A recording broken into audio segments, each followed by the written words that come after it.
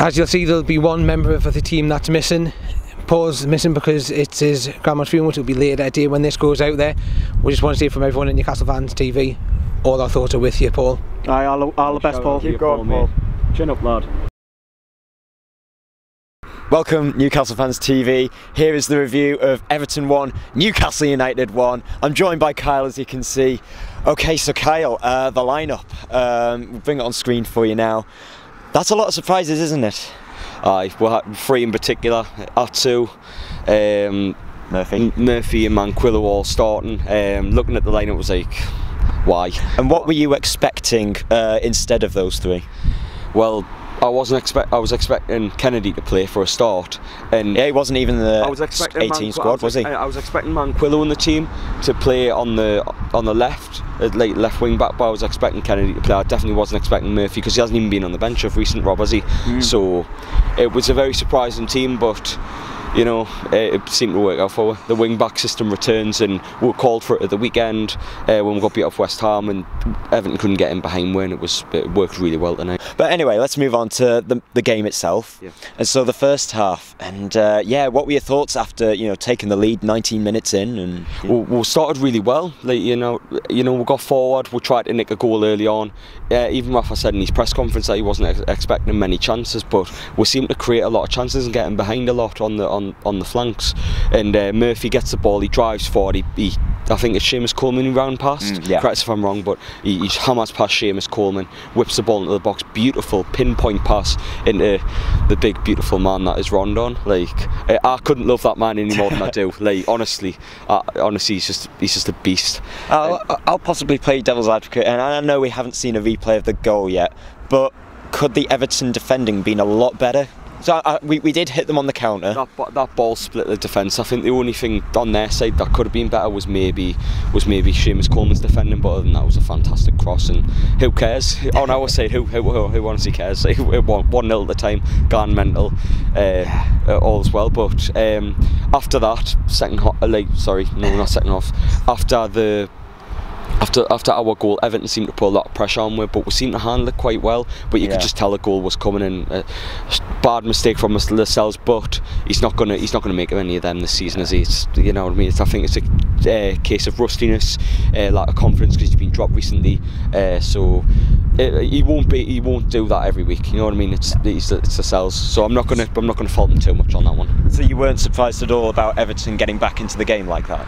10 minutes before the score, made the wall over. They were just on with like a rash, constantly in the box, constantly getting a corner after corner after corner, and they put one under the caution, would defend it really well up until a little bit of a mistake from Lascelles and then leading to the goal. But I don't think Everton caused any problems, bar that Dubravka save at the end of the first half, which was absolutely fantastic. Yeah, fantastic save.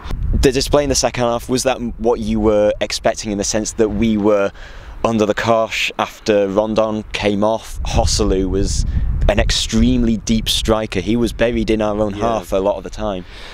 Unfortunately, I didn't think the Joselu sub worked, and I was disappointed Murphy went off, because Murphy was a fantastic outlet. He was constantly getting past Seamus Coleman, and who will bring on Perez.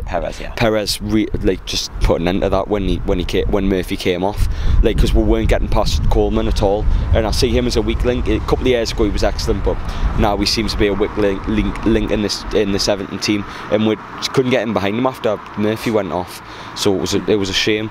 But Joselu, I thought, in comparison to the hold-up play of Rondon, I thought he was nowhere near. Rondon held up everything. I think Zuma's a big lad, isn't he? But he just bounced off Rondon. Rondon's that strong, and they couldn't get near him. Like honestly, if he wanted to hold the ball, he could stand there for half an hour, and not an Everton player could touch him. Yeah, and I think.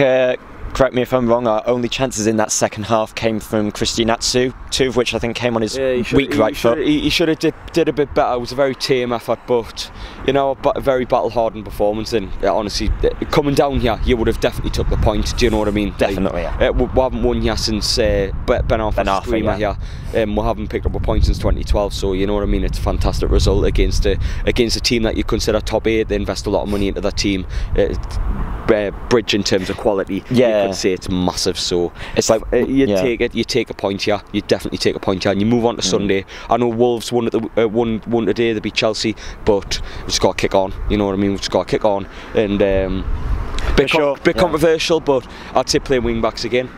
You're in favour of that? Even at home, I think wing backs work well. It won Chelsea a title at the end of the day. I'm not saying Newcastle are going to win a title by all means, but we can dream. Defensively, Newcastle are fantastic with this formation. We're just like poor teams can't get in behind it, honestly, like it's just a fantastic formation for us. So I think it just suits us to a T, and I think we should play that Sunday for definite. Fantastic. Yeah. So let's cut to Rafa Benitez now.